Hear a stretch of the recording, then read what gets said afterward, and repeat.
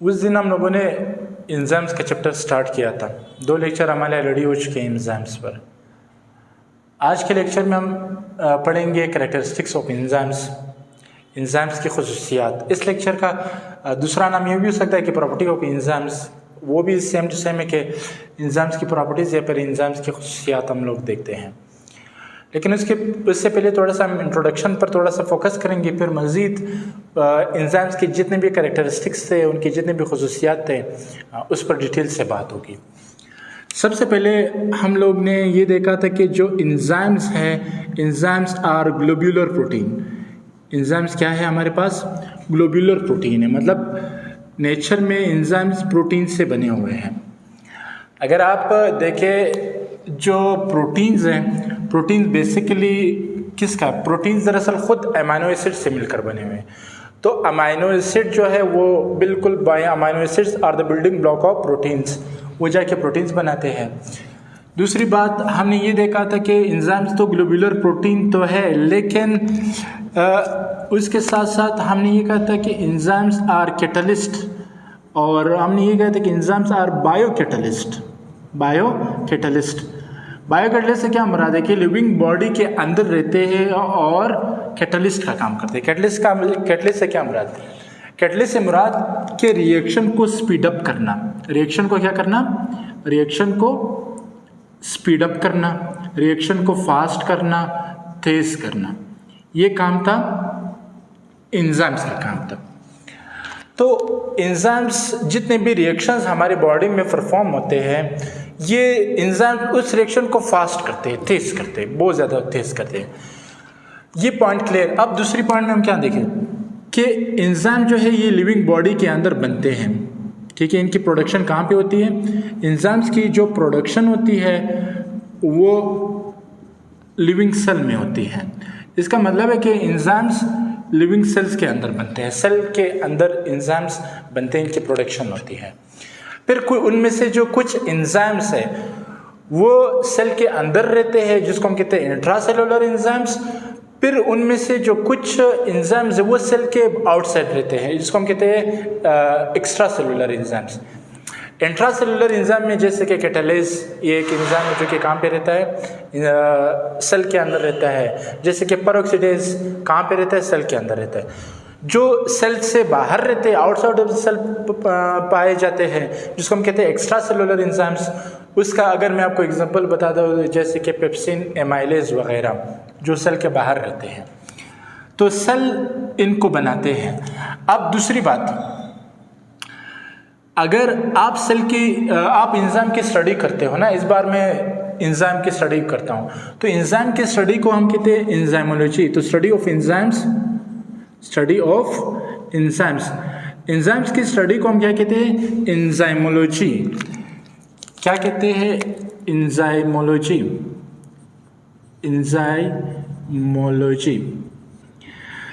जो लोग बिल्कुल स्पेशलिस्ट हैं एंजाइम में, क्या है? स्पेशलिस्ट है, तो हम उसको कहते हैं एंजाइमोलॉजिस्ट्स।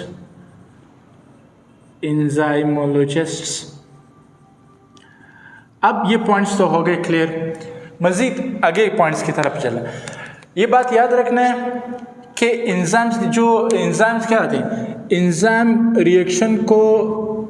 क्या करते हैं? रिएक्शन को मिलियंस टाइम क्या करते हैं? फास्टर बना देते हैं। तो एंजाइम्स जो है क्या करते हैं? एंजाइम्स रिएक्शन को क्या करते हैं? मिलियंस टाइम फास्टर करते हैं। मतलब एंजाइम्स रिएक्शन को बहुत ज़्यादा फास्ट करते हैं, तेज करते हैं, स्पीड अप करते हैं। आपको बताता चलो कि हमारे बॉडी के अंदर सैकड़ों केमिकल रिएक्शंस होते हैं। उन केमिकल रिएक्शंस को फास्ट करने वाले को हम क्या कहते हैं? एंजाइम्स कहते हैं। अब उनमें से एक रिएक्शन, जैसे कि ग्लूकोज का हमारी बॉडी में टूट जाना, या फिर प्रोटीन का टूट जाना, या फिर प्रोटीन का बन जाना, तो ये सारा रिएक्शंस है जो कि बॉडी में परफॉर्म होते हैं। और इसको फास्ट करने वाले को हम इसको फास्ट करने वाला कौन होगा? फास्ट करने वाला होगा एंजाइम्स। जैसे कि एग्जांपल के तौर पर, अगर एक एंजाइम है, ठीक है, एक एंजाइम आपके पास है, वन एंजाइम आपके पास है, एक एंजाइम 1 मिनट, अच्छा 1 सेकेंड में, 1 सेकेंड में क्या करता है, 1000 सबस्ट्रेट को कन्वर्ट करता है प्रोडक्ट में। किस में? प्रोडक्ट में। सबस्ट्रेट और प्रोडक्ट में आपको थोड़ी देर में बताता हूँ और आपको पता चल जाता है। कहने का मकसद क्या है कि एंजाइम्स इतने स्पीड अप से काम करते हैं, ये ऐसे कैटलिस्ट हैं कि बिल्कुल 1 सेकेंड के अंदर 1000 सबस्ट्रेट को क्या करते हैं, प्रोडक्ट में कन्वर्ट कर देते हैं। तो इसका मतलब है कि ये क्या है, मिलियंस टाइम ये फास्टर होता है। अब फर्ज करें एक रिएक्शन है, ये रिएक्शन ए है, ए रिएक्शन, इसमें कोई भी रिएक्शन होता है। फर्ज करो इस रिएक्शन में ग्लाइकोलाइसिस होता है। ग्लाइकोलाइसिस से मुराद ग्लूकोज टूटता है। बी रिएक्शन है, कोई भी बी रिएक्शन है, इस बी रिएक्शन में भी क्या होता है, ग्लाइकोलाइसिस होता है। ग्लाइकोलाइसिस से मुराद कि फिर क्या टूटता है, फिर ग्लूकोज आके टूटता है। फर्क सिर्फ इतना है कि इसको हम, इस वाले रिएक्शन को हम कहते हैं कि कैटालाइज्ड रिएक्शन, और इसको हम कहते हैं अनकैटालाइज्ड रिएक्शन। ठीक, अब इन दोनों रिएक्शन में क्या फ़र्क होगा, ये जो रिएक्शन होगा ये रिएक्शन बहुत ज़्यादा फास्ट होगा, मतलब millions time faster than uncatalysed reaction. इस अनकैटालाइज्ड रिएक्शन से लाखों मरतबा क्या होगा, फास्ट होगा। इसलिए क्योंकि इस रिएक्शन कैटालाइज से मुराद कि इस रिएक्शन में किसका इस्तेमाल हुआ है, इस रिएक्शन में एंजाइम्स का इस्तेमाल हुआ है। कैटालाइज मतलब इस रिएक्शन में एंजाइम्स का इस्तेमाल हुआ है, इसीलिए ये रिएक्शन क्या है, फास्टर है, तेज है, स्पीड मतलब बहुत स्पीड से काम करता है। ये रिएक्शन क्यों स्लो है, इसलिए कि ये अनकैटालाइज्ड है, इस रिएक्शन में एंजाइम्स इन्वॉल्व नहीं होते हैं, इसीलिए क्या ये स्लो काम करते हैं। अब मज़ीद आगे की तरफ चलते हैं। एंजाइम्स क्या है, अब एंजाइम्स कुछ जो केमिकल्स होते हैं, कुछ केमिकल्स एंजाइम्स को क्या करते हैं, एंजाइम्स की एक्टिविटी मतलब एंजाइम्स का जो भी कोई काम होगा, एंजाइम्स की एक्टिविटी को इनहिबिट करेंगे या फिर एक्टिवेट करेंगे। क्या करेंगे, एक्टिवेट करेंगे। कुछ ऐसे एंजाइम्स हैं जो कि क्या करेंगे, जो कि कुछ ऐसे केमिकल्स है जो कि एंजाइम्स की एक्टिविटी को इनहिबिट करेंगे या एक्टिवेट करेंगे। इनहिबिट से मुराद कि एंजाइम्स की एक्टिविटी को स्टॉप करेंगे। क्या करेंगे, स्टॉप। एक्टिवेट से मुराद कि एंजाइम्स की एक्टिविटी को क्या करना, एंजाइम्स की एक्टिविटी को स्टार्ट करना। मैं इसमें एग्जांपल देता हूँ कि इनहिबिट और एक्टिवेट से क्या मुराद। ये एक आपके पास एक एंजाइम सही है, दिस इज अ एंजाइम। आपके पास क्या है, ये एक एंजाइम है, ये एक एंजाइम है। अब जब तक इस एंजाइम में कोफैक्टर अटैच हो जाता है, क्या अटैच हो जाता है, कोफैक्टर। अब कोफैक्टर इधर अटैच हुआ, क्या अटैच हुआ, कोफैक्टर। इस दौरान ये एंजाइम एक्टिव हो जाता है। क्या हो जाता है, एक्टिव। अब इस दौरान ये एंजाइम एक्टिव है। एक्टिव से मुराद कि ये एंजाइम अब काम करेगा, जो सबस्ट्रेट आएगा इसके साथ अटैच हो जाएगा, ये इजीली उसको प्रोडक्ट में कन्वर्ट कर देगा। एक बात। दूसरी बात, फर्ज करें कि ये कोफैक्टर इस दौरान नहीं है, क्या है, इस दौरान कोफैक्टर नहीं है, तो ये एंजाइम्स काम नहीं करेगा। तो इसीलिए मैंने कहा कि कुछ ऐसे केमिकल हैं, जैसे कि कोफैक्टर इज अ केमिकल, जो कि एंजाइम के एक्टिविटी को इनहिबिट भी करते हैं या फिर एक्टिवेट भी करते हैं। नेक्स्ट बात ये बताता चलूँ कि एंजाइम्स सेल के मुताबिक बनते हैं। अब अगर सेल को जितनी नीड होगा उतनी एंजाइम्स बनेंगे, अगर सेल को नीड नहीं होगा उतनी एंजाइम नहीं बनेंगे, जिसको हम कहते हैं डिमिनिश, तो सेल नहीं बनेंगे, एंजाइम्स वहाँ पे नहीं बनेंगे। अब एंजाइम जो है स्पेसिफिक होते हैं, सारे के सारे एंजाइम्स क्या होते हैं, enzymes are specific in nature. क्या होते हैं, enzymes are specific, enzyme specific होते हैं। स्पेसिफिक से क्या मुराद कि एंजाइम्स खास होते हैं, किसके लिहाज से, एक्टिविटी के लिहाज से, किसके लिहाज से, एक्टिविटी के लिहाज से या फिर फंक्शन के लिहाज से। अगर एक्टिविटी के लिहाज से क्या, देखिए ये एक एंजाइम्स आपके पास है, ये वाला एंजाइम, इस एंजाइम को देखो सबसे पहले इसलिए ये स्पेसिफिक होते हैं क्योंकि इनका जो एक्टिव साइट है, this is a active site, what, active site, ये जो एक्टिव साइट है ये एंजाइम्स को स्पेसिफिक बनाता है, ख़ास बनाता है। ये याद रखिए कि ये जो एक्टिव साइट है यहाँ पे ऐसा सबस्ट्रेट अटैच होगा जो बिल्कुल इस एक्टिव साइट को सूट करेगा या इस एक्टिव साइट पर आ जाएगा। फर्ज करो ये वाला एंजाइम इस एक्टिव साइट, अच्छा ये वाला सबस्ट्रेट इस एक्टिव साइट पर आ सकता है, ये दिस इज अ सबस्ट्रेट जो कि किसको कवर कर रहा है, एक्टिव साइट को कवर कर रहा है। अब फर्ज करें एक ये वाला सबस्ट्रेट है, एक ये वाला सबस्ट्रेट है, क्या ये इस एक्टिव साइट पर आ सकता है, कभी भी नहीं आ सकता।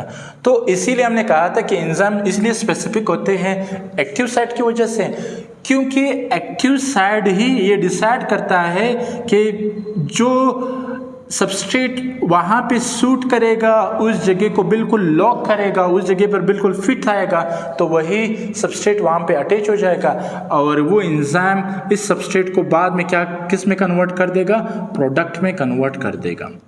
तो ये इसके क्या है, इसकी कोई ख़ास एक्टिविटी है। तो ये इसलिए क्या होते हैं, स्पेसिफिक होते हैं। दूसरी बात, स्पेसिफिक ये इसलिए भी होते हैं कि क्या करते हैं, अब हर सबस्ट्रेट को क्या करेगा, ये हर सबस्ट्रेट को अटैच नहीं करेगा। यहाँ तक बात क्लियर है। मज़ीद नेक्स्ट पॉइंट की तरफ चलते हैं। जो एंजाइम्स होते हैं, एंजाइम्स अब क्या है, दूसरी बात आपने ये याद रखना है कि एंजाइम जो है ये इफेक्टेड होते हैं, ये क्या होते हैं, they are affected bye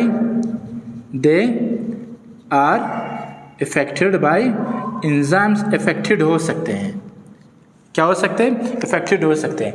affected by what, they are affected by temperature, enzyme temperature की वजह से इफेक्टेड हो सकते हैं, इफेक्ट हो सकते हैं, पीएच की वजह से इफेक्ट हो सकते हैं, और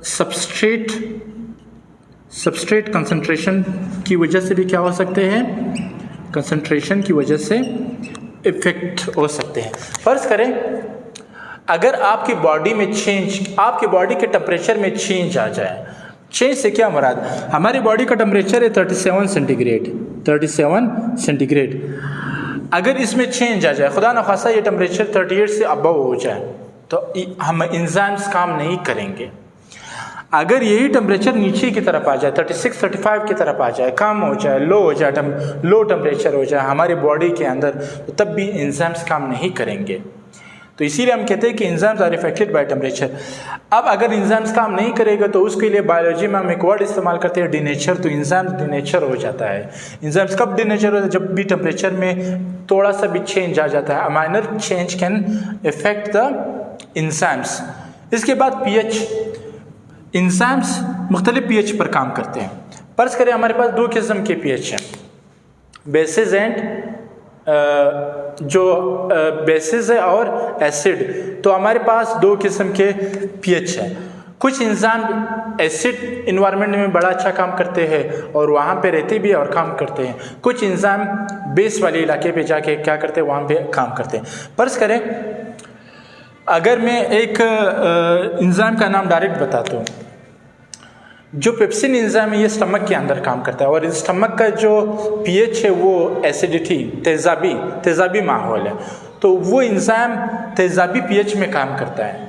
एक और एंजाइम है ट्रिप्सिन पर अल्कलाइन मतलब ये बेस वाले इलाके में जाके काम करता है।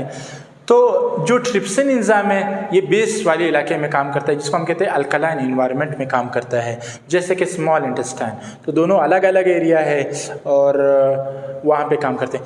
अगर जो स्टमक वाला एंजाइम होगा वो स्मॉल इंटेस्टाइन में काम नहीं कर सकता है, जो स्मॉल इंटेस्टाइन वाला होगा वो स्टमक में काम, क्योंकि दोनों का पीएच अलग अलग है। इसीलिए हमारी जो माउथ है इसका भी पीएच क्या है, अलग है। जैसे कि हमारे जो माउथ का या फिर सलाइवा का जो पीएच है वो 7 है।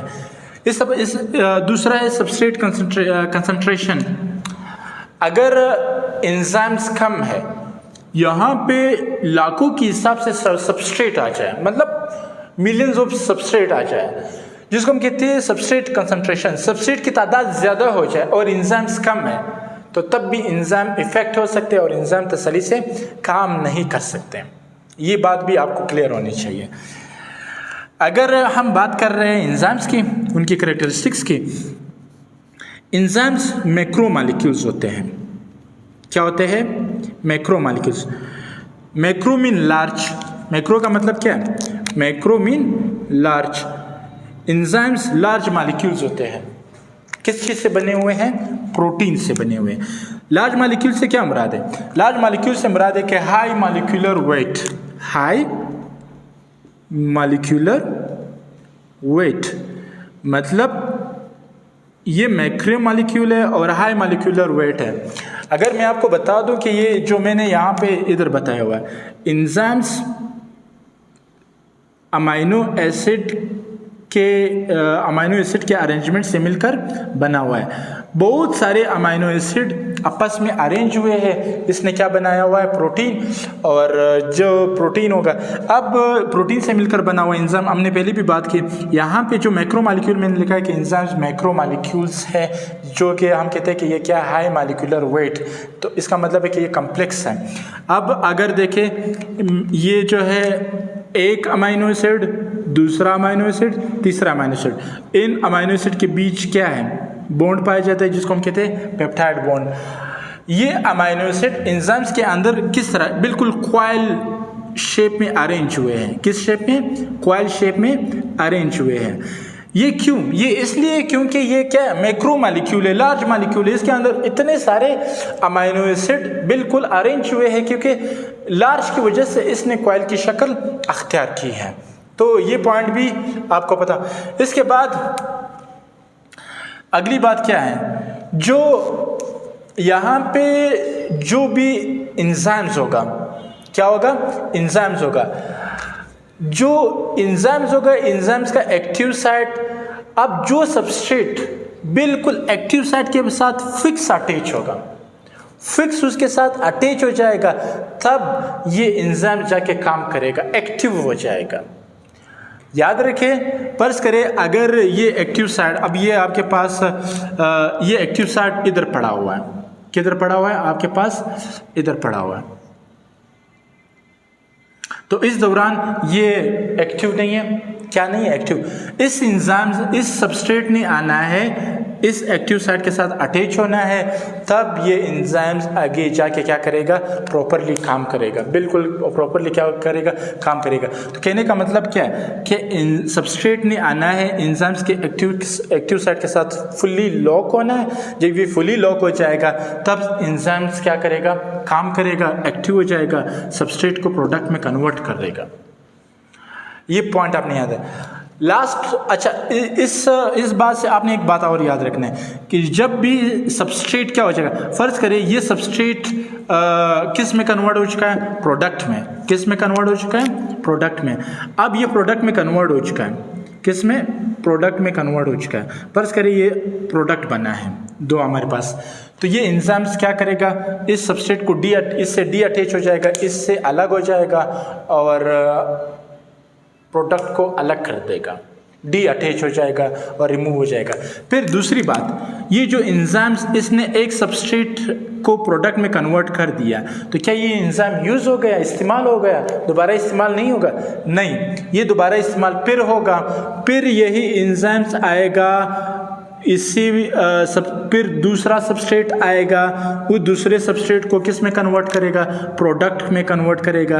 तीसरा आएगा, चौथा आएगा, पांचवा आएगा। इसी तरह करते करते ये सबको किस में कन्वर्ट करता जाएगा? प्रोडक्ट में कन्वर्ट करता जाएगा। तो ये इसके काम है। अब कुछ पॉइंट्स आपने और मजीद डिटेल से समझने हैं। सबसे पहली बात आपने समझना है सबस्ट्रेट के बारे में। किसके बारे में समझना है? आपने समझना है सबस्ट्रेट के बारे में कि व्हाट इज सबस्ट्रेट। सबस्ट्रेट क्या है? सबस्ट्रेट हमारे पास है, आपने लिखना है कि the molecules in which enzyme act, वो मॉलिक्यूल जिस पर एंजाइम्स एक्ट करते हैं, वो मॉलिक्यूल जिस पर एंजाइम्स क्या करते हैं, एक्ट करते हैं, इसको हम क्या कहते हैं, सबस्ट्रेट कहते हैं।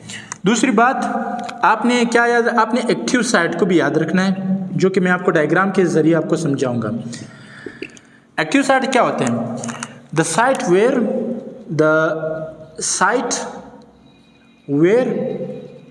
वेयर सबस्ट्रेट अटैच, जिसमें क्या अटैच हो जाए, जिसमें सबस्ट्रेट अटैच हो जाए, तो उस साइट को हम कहते हैं एक्टिव साइट। अब जरा इधर देखो, कदीर एक बार जो गाने बंद करो। अच्छा इधर देखो, ये आपके पास एक एंजाइम्स है, क्या है आपके पास एक एंजाइम ये है। चलो इस बार मैं एंजाइम का एक्टिव साइट चेंज करता हूं। आपको एक पॉइंट पता होना चाहिए, आपको एक पॉइंट क्या होना चाहिए, पता होना चाहिए। वो पॉइंट ये है कि जितने भी एंजाइम्स हैं, सारे के सारे एंजाइम्स का एक्टिव साइट एक जैसे नहीं होती। एंजाइम्स के एक्टिव साइट मुख्तलिफ हो सकते हैं, डिफरेंट हो सकते हैं। तो एक का इस तरह, दूसरा का, इसीलिए तो एंजाइम स्पेसिफिक होते हैं। किसकी वजह से? एक्टिव साइट की वजह से। हर एंजाइम का एक्टिव साइट चेंज हो सकता है। मुख्तलिफ एंजाइम्स मुख्तलिफ सबस्ट्रेट को क्या करते हैं, उसको प्रोडक्ट में बना लेते हैं। अब फर्ज करें एक एंजाइम का नाम है लाइपेज, तो वो लिपिड को किस में कन्वर्ट करेगा, प्रोडक्ट में कन्वर्ट करेगा। ये जो लाइपेज एंजाइम है, ये प्रोटीन को कन्वर्ट नहीं कर सकता, ये बात आपने याद रखना है। जो एंजाइम है, एंजाइम का नाम है प्रोटीएज। ये प्रोटीएज एंजाइम प्रोटीन को प्रोडक्ट में कन्वर्ट करेगा। फर्ज करें ये एंजाइम ग्लूकोज पर काम नहीं करेगा, तो स्पेसिफिक एंजाइम स्पेसिफिक सबस्ट्रेट को क्या करते हैं, प्रोडक्ट में कन्वर्ट करते हैं। अब हमने बात की थी कि ये वाली जो एरिया, इस वाली एरिया को हम कहते हैं एक्टिव साइट। इस एरिया का नाम क्या है? इस एरिया का नाम है एक्टिव साइट। हमने कहा था कि active site, the site where substrate attach, वो जगह जहां पे सबस्ट्रेट क्या होता है, अटैच होता है। अब फर्ज करें इस साइट में क्या हो जाएगा, इस साइट में सबस्ट्रेट, वो सबस्ट्रेट अटैच होगा जो बिल्कुल इस एरिया पर फिक्स आ सकता है, लॉक आ सकता है। अब यहाँ पे कौन सा एंजाइम, अब ये इधर देखें, इधर एक एंजाइम आके इधर ये सबस्ट्रेट है, फर्ज करें इसका सबस्ट्रेट ये है, ये है, तो इधर क्या होगा, ये सबस्ट्रेट आया इधर और इधर इसने क्या किया, खुद को एक्टिव साइट, एंजाइम के एक्टिव साइट के साथ इसने खुद को अटैच कर दिया। जब इसने इधर खुद को अटैच कर दिया तब क्या होगा, इस सबस्ट्रेट से क्या होगा, अब इस दौरान इसका नाम चेंज हो जाएगा। एक हमारे पास है एंजाइम, एक है एंजाइम, एंजाइम के साथ क्या अटैच हुआ, सबस्ट्रेट, एंजाइम सबस्ट्रेट और कम्प्लेक्स, इसका नाम क्या बना, एंजाइम सबस्ट्रेट कम्प्लेक्स इसका नाम हुआ, एंजाइम सबस्ट्रेट कम्प्लेक्स। इसको हम सिंपल क्या कहते हैं, ES कम्प्लेक्स कहते हैं। क्योंकि एंजाइम्स के साथ क्या अटैच हो गया है, सबस्ट्रेट अटैच हुआ है। तो ये सबस्ट्रेट जब एक्टिव साइट के साथ अटैच हो जाएगा तब एंजाइम इस पर रिएक्शन स्टार्ट करेगा। जब रिएक्शन स्टार्ट करेगा तो ये इस एक्टिव साइट को किस में कन्वर्ट करेगा, प्रोडक्ट में कन्वर्ट करेगा, और ये फिर उसके बाद एंजाइम्स इस प्रोडक्ट को अपने आप से अलग कर देगा। अब दूसरी बात, ये जो एंजाइम है इसने खुद को अलग कर दिया है, ये दोबारा ये एंजाइम्स फिर नेक्स्ट सबस्ट्रेट के लिए तैयार है और नेक्स्ट सबस्ट्रेट को कहेगा कि भाई आ जाओ, वेलकम, आपको भी सब प्रोडक्ट में बना दूंगा। इसी तरह बार बार ये प्रोडक्ट को, ये बार बार ये सबस्ट्रेट को प्रोडक्ट में कन्वर्ट करता जाएगा। कुछ पॉइंट्स मैं आपको बताता हूँ। प्रोस्थेटिक ग्रुप, वीडियो ज़रूर लंबी हो रही लेकिन इसमें बहुत ज़्यादा इंफॉर्मेशन है आज की वीडियो में। प्रोस्थेटिक ग्रुप में आपको समझाता हूँ। अच्छा चलो कोफैक्टर की मैंने बात की, आज को मैं कोफैक्टर के बारे में थोड़ा सा बताता हूँ। कोफैक्टर के बारे में समझाता हूँ। कोफैक्टर देखिए, कोफैक्टर हमारे पास दो किस्म के हैं। एक को हम कहते हैं इनऑर्गेनिक कोफैक्टर, इनऑर्गेनिक कोफैक्टर। जो इनऑर्गेनिक कोफैक्टर होगा वो मेटालिक आयंस हो सकते हैं। क्या हो सकते हैं? मेटालिक आयंस हो सकते हैं। मेटालिक आयंस से क्या मुराद? मैग्नीशियम, आयरन, जिंक, ये सारे क्या है, ये आपके पास मेटालिक आयंस हो सकते हैं। ये कोफैक्टर है। कोफैक्टर क्या होते हैं ये बात तो मैं बताना ही भूल गया। Cofactor is a non protein part, non protein part, non protein part. Cofactor non protein part होता है। ये कोफैक्टर एंजाइम्स के साथ जब तक अटैच नहीं होगा तब तक, अच्छा ये नॉन प्रोटीन पार्ट है, ये नॉन प्रोटीन पार्ट आएगा एंजाइम्स के साथ अटैच हो जाएगा, उसके साथ क्या हो जाएगा, अटैच हो जाएगा। तो फैक्टर नॉन प्रोटीन पार्ट जरूर है। हमने पढ़ा था कि एंजाइम प्रोटीन है, लेकिन कोफैक्टर नॉन प्रोटीन पार्ट है, आके एंजाइम्स के साथ अटैच हो जाएगा। जब ये एंजाइम्स के साथ अटैच हो जाएगा तब क्या होगा, तब मजे की बात ये है कि वो एंजाइम्स एक्टिव हो जाएगा। क्या हो जाएगा, एक्टिव। ये बात मैंने ऊपर भी की थी। तो ये एंजाइम्स एक्टिव हो जाएगा। तो दरअसल non protein cofactor non protein part ज़रूर है, लेकिन जब भी ये एंजाइम के साथ अटैच हो जाता है तो ये एंजाइम्स को एक्टिव बना लेता है। अक्सर एंजाइम्स बगैर कोफैक्टर के काम करते ही नहीं है। जब तक कोफैक्टर उनके साथ अटैच नहीं होते वो काम नहीं करते। जैसे कोफैक्टर उनके साथ अटैच हो जाता है तो वो काम करते हैं। मैंने कहा कोफैक्टर दो किस्म के होते हैं। एक कोफैक्टर को हम क्या कहते हैं, इनऑर्गेनिक कोफैक्टर। इनऑर्गेनिक कोफैक्टर हम क्या कहते हैं कि ये मेटालिक आयंस हो सकते हैं, मैग्नीशियम वगैरह। दूसरा जो किस्म है वो क्या है, दूसरा किस्म ऑर्गेनिक कोफैक्टर हो सकते हैं। क्या हो सकते हैं, ऑर्गेनिक कोफैक्टर्स। जो ऑर्गेनिक कोफैक्टर्स है, ऑर्गेनिक कोफैक्टर्स मजीद दो किस्म के होते हैं, दो किस्म के वो हैं। अच्छा इधर चलो मैं आपको इधर बताता हूँ। जो ऑर्गेनिक, ये इधर का मैं इधर बता रहा हूँ, जो ऑर्गेनिक कोफैक्टर है वो मजीद दो किस्म के हो सकते हैं, दो किस्म के होते हैं। एक का नाम है कोएंजाइम, दूसरे का नाम है प्रोस्थेटिक ग्रुप, प्रोस्थेटिक ग्रुप। अब यहां पे आपने पॉइंट्स याद रखना है। जो कोएंजाइम है ये ऐसा कोफैक्टर है जो कि एंजाइम्स के साथ जरूर अटैच होगा, लेकिन लूजली अटैच होगा। क्या अटैच होगा, लूजली अटैच होगा। एंजाइम के साथ क्या होगा, लूजली, मतलब लूज तरीके से अटैच होगा, हल्के तरीके से अटैच होगा। और ये परमानेंट, और ये जो है टेम्परेरी कोफैक्टर है। क्या है, टेम्परेरी कोफैक्टर है, मतलब कभी भी डी अटैच हो सकता है, कभी भी एंजाइम से अलग हो सकता है। दूसरी बात, प्रोस्थेटिक ग्रुप की बात करते हैं। ये भी एक कोफैक्टर है, लेकिन ये जो है tightly attach with what, tightly attach with enzyme. बहुत मजबूत तरीके से क्या है, एंजाइम्स के साथ अटैच है, टाइटली है। लेकिन ये वाला जो कोफैक्टर होगा ये परमानेंट होगा। एक बार अगर एंजाइम के साथ अटैच होगा तो फिर हमेशा के लिए क्या होगा, अटैच होगा। डी अटैच नहीं होने वाला है, अलग नहीं होने वाला है। तो आज के लेक्चर में इतना ही बड़ा ज़रूर है, लेकिन इसमें बहुत सारी इन्फॉर्मेशन भरी हुई। आज के लिए खुदा हाफिज़, इंशाल्लाह नेक्स्ट लेक्चर में बात होगी।